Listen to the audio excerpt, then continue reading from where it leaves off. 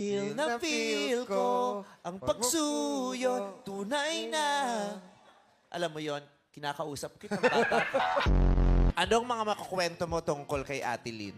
Ang bistay ko ay matulungin. Ang best mo. Ay, nakalagay rito. Oh, baka kasi parang dragon to pag nagalit, kaya beastie. Okay, yun ba yung dahilan kaya close na close din kayo?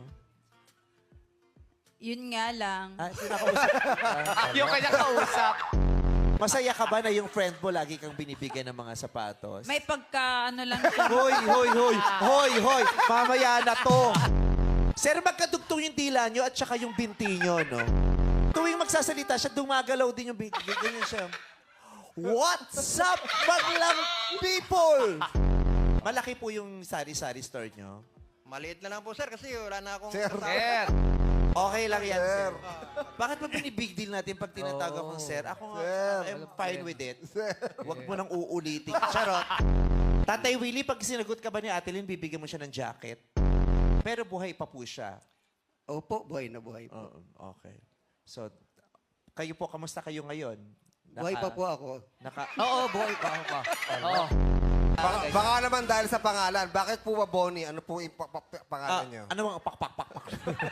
Bukod sa Bonnie, ano nga pak? Kumakain ka ba ng laing, Ate Lynn? Yes po. Oh, baka mabilis kang kumain, no? Bakit? Bakit ka mabilis? Mabilis kasi bibig nga. Oh. Yung isang suba pa yun. Kumakain ka ba ng laing? May favorite. My favorite. My favorite. Ito ka lang. Bakit po ba? Bakit ka papatayo? Bakit? Kikiligin ka ba pag binigyan ka ng bulaklak, Ate Lynn? Oo naman po. Pero yung bulaklak may stand. Mahilig siya sumayaw. Yes, kasi nagsusumba rin ako. Ha? Mahilig siya sumayaw? Oo, kasi nagsusumba ako. Best friend Best kasi friend. sila, best friend. Kasi pag nalasing siya, lagi yan sinasabi yung gano'n. Gusto niya na mag-boyfriend. Tapos pag nalasing na siya, sabi ko, ano ba tipo mo sa lalaki? Oh. Sagot niya sa akin, yung moreno. Oh. Moreno, hindi naman may itim, gano'n. Tweet na pag nasabay siya, pag nagsashot kami, lagi niyang sinasabi, eh yung asawa ko, Moreno? moreno.